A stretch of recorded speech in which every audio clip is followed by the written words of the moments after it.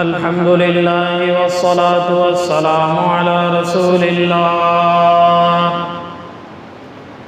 أما بعد فأعوذ بالله من الشيطان الرجيم. بسم الله الرحمن الرحيم.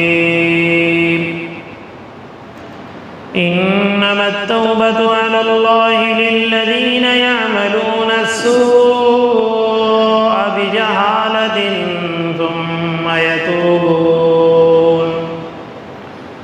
ثم يتوبون من قريب فأولئك يتوب الله عليهم وكان الله عليما حكيما. وليست التوبة للذين يعملون السيئات حتى إذا حضر أحدهم الموت قال إني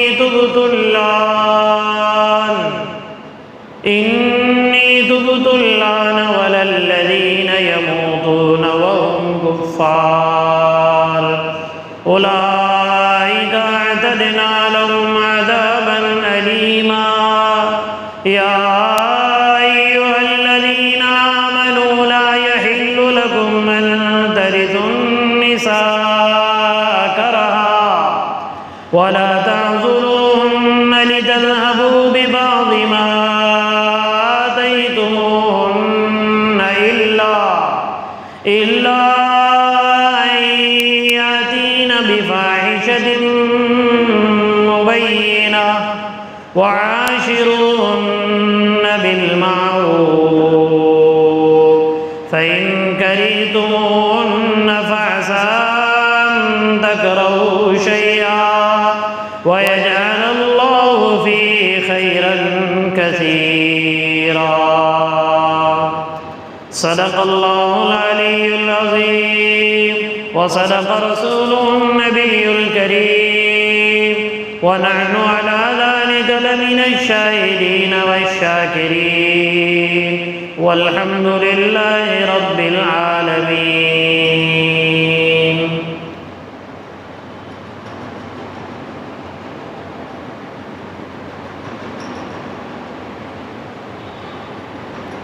انسان کی فطرت میں گناہ کرنا لکھا ہوا ہے، اس لیے گناہ تو ہوگا، لیکن اس گناہ سے توبہ کرنا یہ اللہ کے نزدیک مقبول ترین بندہ ہونے کی علامت ہے. اسی لیے اگلی آیتوں میں اللہ رب العزت نے توبہ کا تذکرہ کیا ہے. توبہ کہتے ہیں واپس آ جانا، رجوع کر لینا. گناہ کر لینے کے بعد جب بندہ توبہ کرتا ہے گویا وہ اپنی اصلی حقیقت پر آ جاتا ہے.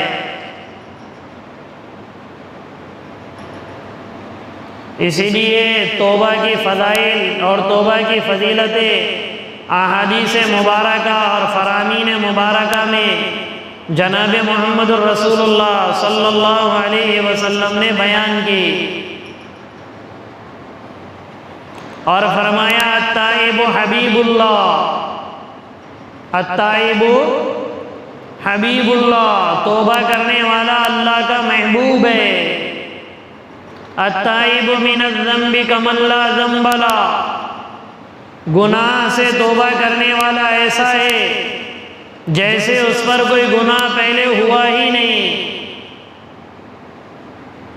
اور ایک روایت میں یہ بھی ہے، حدیث قدسی میں اللہ رب العزت فرما رہے کہ اگر تم گناہ نہ کرو گے اور گناہ کے بعد پھر توبہ نہ کرو گے تو میں ایسی قوم کو پیدا کر دوں گا تمہیں مار کر جو گناہ کرے گی اور گناہ کے بعد توبہ کرے گی.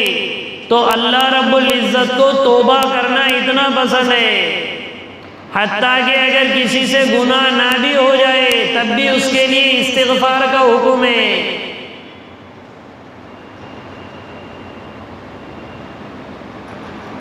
تب بھی اس کے لیے استغفار اللہ سے مغفرت مانگنے کا حکم ہے، اپنے اظہار ظلم کا حکم ہے۔ حضرت ابو بکر صدیق رضی اللہ تعالیٰ عنہ سے بڑھ کر اس امت میں نبیوں کے بعد کس کی نماز ہو سکتی ہے؟ اتنا خشوع، اتنا خضوع، اعضاء اور جوارح میں اتنا سکون، سیدنا ابو بکر صدیق رضی اللہ عنہ جیسی نماز کسی کی نہیں ہو سکتی۔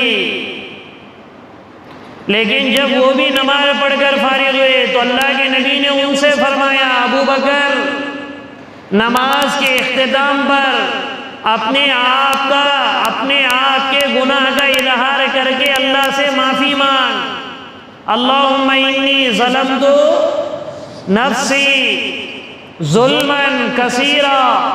نماز پڑھ کر فارغ ہو رہے اور کہہ رہے ابو بکر اس طرح کہ میرے پروردگار، میں نے اپنے اوپر بہت بڑا ظلم کیا، بہت زیادہ ظلم کیا، اور اگر تو معاف نہیں کرے گا تو تیرے علاوہ کون مجھے معاف کرے گا؟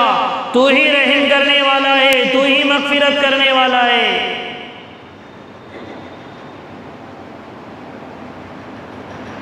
اس لیے حضرت ابو ہریرہ رضی اللہ عنہ کے بارے میں اس سے پہلے بھی یہ بات بتائی گئی، روایتوں میں آتا 12,000 مرتبہ روزانہ استغفار کیا کرتے تھے۔ توبہ استغفار قریب قریب ایک ہی ہے۔ کتنی ہزار بار؟ 12,000 بار۔ اور اللہ کے نبی نے فرمایا، اے لوگو، تم استغفار کیا کرو، میں روزانہ دن میں 100 مرتبہ استغفار کرتا ہوں۔ اللہ کے نبی سے کوئی گناہ سرزد نہیں ہوا، یہ ہمارا عقیدہ ہے۔ اور پھر بھی اللہ کے نبی کہہ رہے میں 100 مرتبہ کم از کم کا درجہ یہ استغفار کرتا ہوں، استغفر اللہ۔ تو ہم سے کتنے گناہ سرزد ہوتے؟ گناہ صغیرہ، گناہ کبیرہ۔ پہلے تو گناہ صغیرہ ہو یا کبیرہ ہو، آدمی معصیتوں سے خوب اپنے آپ کو بچائے، کیونکہ چنگاری ہو یا آگ کا شعلہ ہو، عقل مند آدمی دونوں سے بچتا ہے۔ تو چاہے چھوٹا گناہ ہو یا بڑا گناہ ہو، وہی جنید بغدادی رحمت اللہ علیہ فرماتے، چھوٹا گناہ دیکھ کر کرو مت، چھوٹی نیکی دیکھ کر چھوڑو مت۔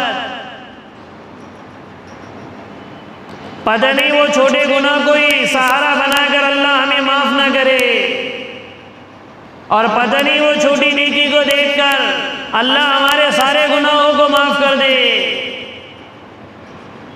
رحمت حق بہانہ میں جویت۔ اس لیے ان آیتوں میں توبہ کا حکم ہے کہ آدمی توبہ کرے، اور احادیث مبارکہ میں بھی کئی ایسی روایتیں جس میں توبہ کی فضیلت بیان کی گئی، اور 100 بار توبہ شکستی بازا۔ ایک آدمی کی توبہ اگر دن میں 100 مرتبہ بھی ٹوٹے تو وہ دوبارہ توبہ کرے، ورنہ شیطان دھوکے میں رکھتا اور یہ کہتا ارے تجھ سے تو یہ گناہ چھوٹنے والا ہے نہیں، تو پھر توبہ کر کے کیا فائدہ، پھر کبھی موت مٹی کے ٹائم توبہ کر لینا۔ تو یہ گناہ بعض مرتبہ بغیر توبہ کے آدمی دنیا سے رخصت ہو جاتا۔ اس لیے ان آیتوں میں اللہ پاک نے فرمایا، انما التوبۃ علی اللہ للذین یعملون السوء بجہالۃ۔ اللہ کے ذمے توبہ قبول کرنا ہے ان لوگوں کے جو برائی کو کر دے جہالت کے ساتھ، نادانی کے ساتھ، ثم یتوبون من قریب، پھر جلد ہی وہ توبہ کرتے ہیں، فَأُولَٰئِكَ يَتُوبُ اللَّهُ عَلَيْهِمْ، ان لوگوں کی توبہ اللہ قبول کر دیں گے۔ وَكَانَ اللَّهُ عَلِيمًا حَكِيمًا، اور اللہ جاننے والے، حکمتوں والے ہیں۔ يَعْمَلُونَ السُّوءَ بِجَهَالَةٍ، جو گناہ کا کام کرتے ہیں جہالت کے ساتھ، جاہل کسے کہتے؟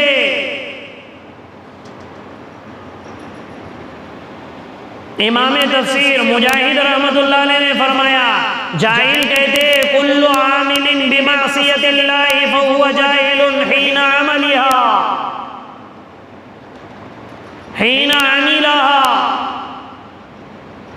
آدمی گناہ جس وقت کر رہا ہے، چاہے وہ ڈاکٹر ہو، انجینئر ہو، ان پڑھ ہو، امی ہو، حافظ ہو، عالم ہو، مفتی ہو، دیندار سمجھے جانے والا ہو، کتنی اعلیٰ تعلیم یافتہ ہو، جس وقت وہ اللہ کی نافرمانی کر رہا ہے اس وقت وہ جاہل ہے۔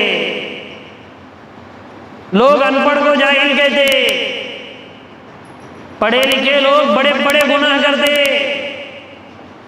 اور ان پڑھ کو جاہل، جبکہ قرآن ان پڑھ کو جاہل نہیں کہہ رہا ہے، گنہگار کو جاہل کہہ رہا ہے۔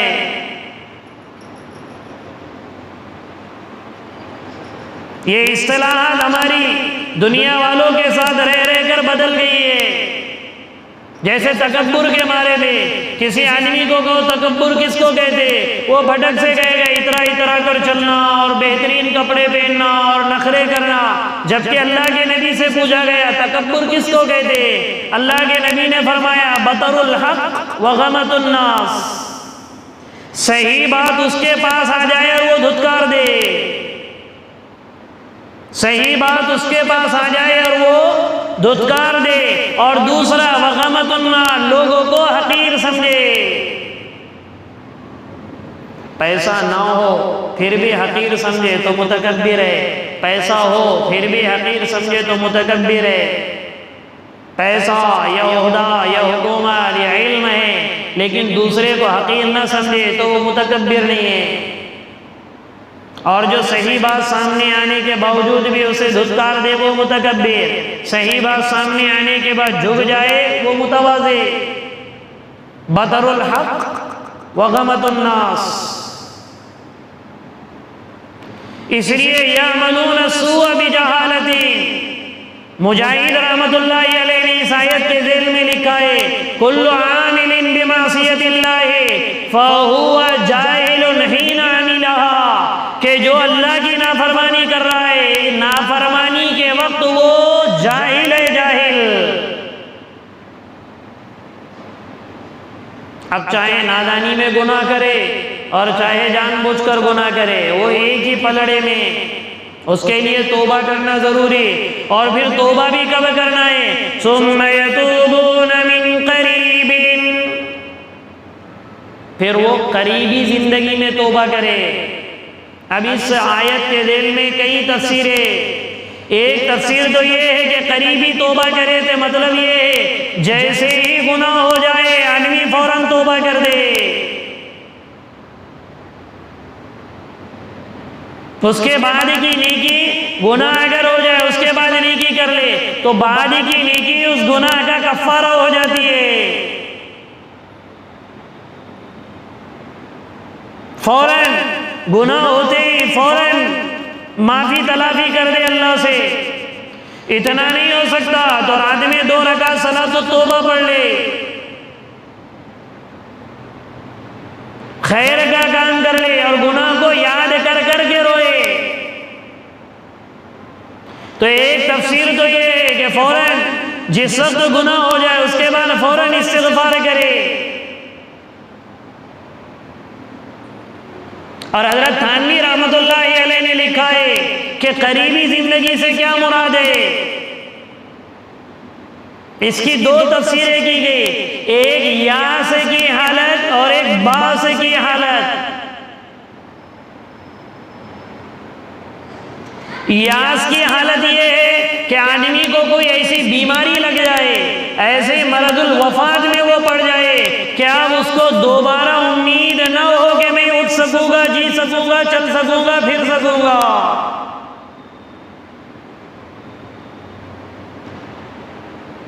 جیسے کوئی آدمی 80 سال کا ہو گیا، 70 سال کا ہو گیا، اتنا بوڑھا ہو گیا کہ چل سکتا، اٹھ سکتا، نہ پھر سکتا، یہ مرض الوفات میں کسی آدمی کو اتنی بھیانک بیماری لگ جائے، اللہ ہم سب کی حفاظت فرمائے، ایسی بیماری کہ اس کو یقین ہو گیا کہ اس بیماری میں مجھے دنیا چھوڑنا ہے، یہ ہے یاس کی حالت۔ حضرت تھانوی رحمۃ اللہ علیہ نے لکھا ہے اس حالت میں بھی اللہ توبہ کو قبول فرماتے ہیں۔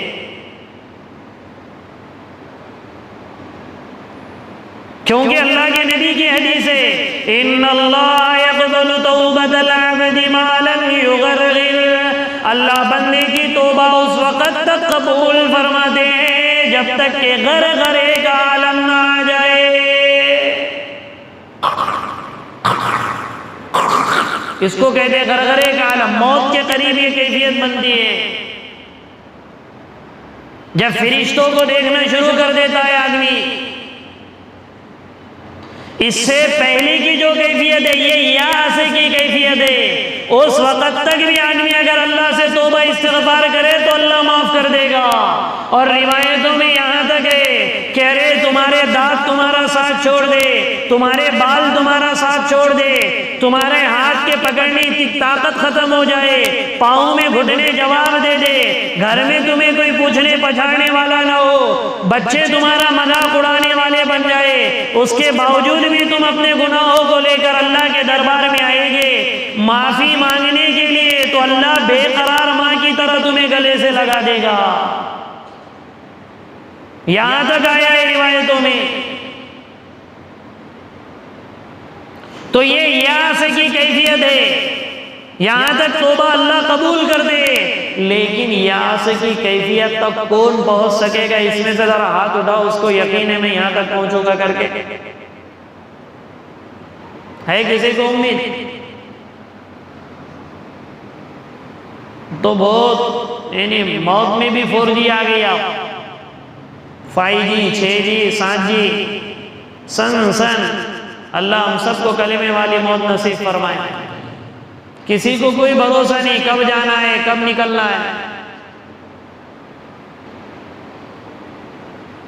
اس لیے صحیح ہے کہ آدمی جب بھی گناہ کرے فوراً استغفار کرے، فوراً توبہ کرے، فوراً 2 رکعت صلاۃ التوبہ پڑھ لے۔ یہ یاس کی کیفیت، جب باس کی کیفیت آتی ہے تو پھر اللہ توبہ قبول نہیں کرتے، اور یہ روزانہ کا معاملہ ہے۔ ان اللہ یبسط یدہ باللیل لیتوب مسیء النہار، اللہ صبح میں ہاتھ پھیلا کر بیٹھتے تاکہ رات کا گنہگار صبح میں آ کر معافی مانگے، پھر رات میں ہاتھ پھیلا کر بیٹھتے۔ کیسے ہاتھ پھیلاتے وہ اللہ بہتر جانتے، کما یلیق بجلالہ وشانہ، ہمارا عقیدہ ہے، حدیث میں آیا ہے ہمارا عقیدہ ہے۔ پھر رات میں اللہ اپنے ہاتھ پھیلا کر بیٹھتے کہ ہو سکتا کوئی دن کا گنہگار رات میں آ کے توبہ کرے۔ کب تک؟ حتی تطلع الشمس من مغربها، یہاں تک کہ سورج مغرب سے طلوع ہو جائے۔ تو توبہ کے لیے اللہ اتنا منتظر ہے تو ہم کتنے بے قرار ہونا چاہیے۔ یہ تو ہماری بے حیائی بے شرمی ہے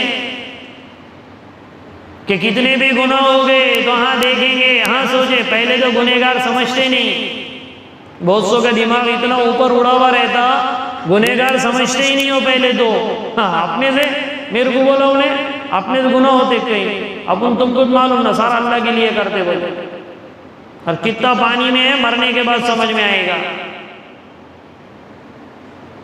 سمجھتے ہی نہیں پہلے تو۔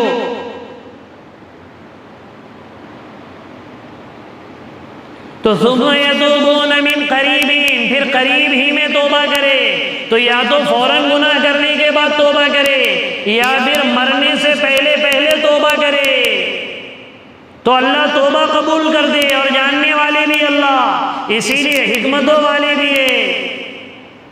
اور جب باس کی کیفیت آ گئے، غرغرے کی کیفیت آ گئی، جیسے فرعون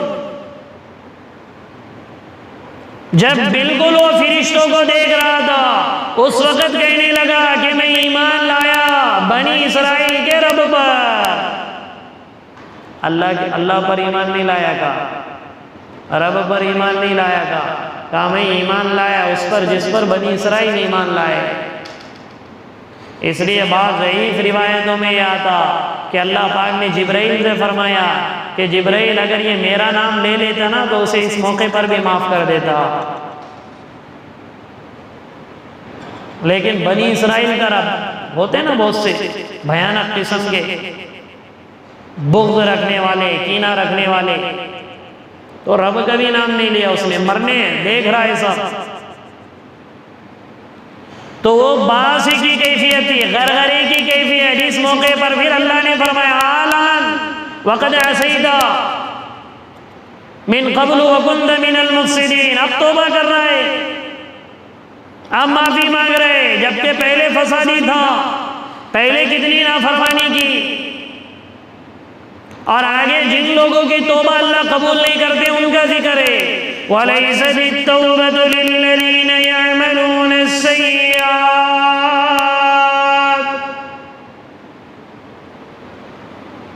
اور توبہ قبول نہیں ہوتی ان لوگوں کی جو برائیاں ہی کرتے رہتے حَتَّى إِذَا حَضَرَ أَحَدَهُمُ الْمَوْتُ، یہاں تک کہ جب ان میں سے موت جب ان کے قریب آ جاتی ہے تب وہ کہتے انی تبت اللہ، اے میرے پروردگار اب میں نے توبہ کی۔ وَلَلَّذِينَ يَمُوتُونَ وَهُمْ كُفَّارٌ، اور نہ ہی اللہ ان لوگوں کی توبہ قبول کرتے ہیں جو کفر کی حالت میں مر جاتے ہیں، چاہے پھر وہ نبی کا چچا کیوں نہ ہو۔ کفر کی حالت میں چلے گئے۔ صرف ابن حزم ظاہری کی روایت یہ ہے کہ جناب محمد الرسول اللہ صلی اللہ علیہ وسلم کے چچا جناب ابو طالب ایمان کی حالت میں دنیا سے گئے۔ یہ صرف ابن حزم ظاہری کا قول ہے، باقی اس امت میں کوئی ایسا نہیں آیا محدث مفسر جس نے جناب ابو طالب کے بارے میں یہ کہا ہو۔ اس لیے جناب ابو طالب چونکہ بڑے حامی گزرے، اللہ کے نبی کا بڑا تعاون کیا، دعوت کی محنت میں سب سے زیادہ بے ایمانوں میں جناب ابو طالب کا کردار رہا۔ اللہ کے نبی سے کہہ دیا تھا کر لو جو کرنا ہے، ابو طالب جب تک زندہ ہے بھتیجے پہ ہاتھ آنے نہیں دوں گا۔ اس لیے اللہ نے ان کے ساتھ کرم کا معاملہ کیا، جہنم کا سب سے ہلکا عذاب ان کے لیے متعین ہے، ان کو آگ کی جوتی پہنا دی جائے گی جس کی تپش سے دماغ پکنا شروع ہو جائے گا۔ یہ جہنم کا سب سے ایک دم ہلکا عذاب ہے کہ اس کی جوتی پہنا دی جائے گی جس سے دماغ پکنا شروع ہو جائے گا۔ اللہ ہم سب کی حفاظت فرمائے۔ تو اگر موت قریب ہے اور وہ سارے مناظر دیکھ رہا ہے تو سب اگر توبہ کرتا ہے تو اللہ توبہ قبول نہیں کرے گے،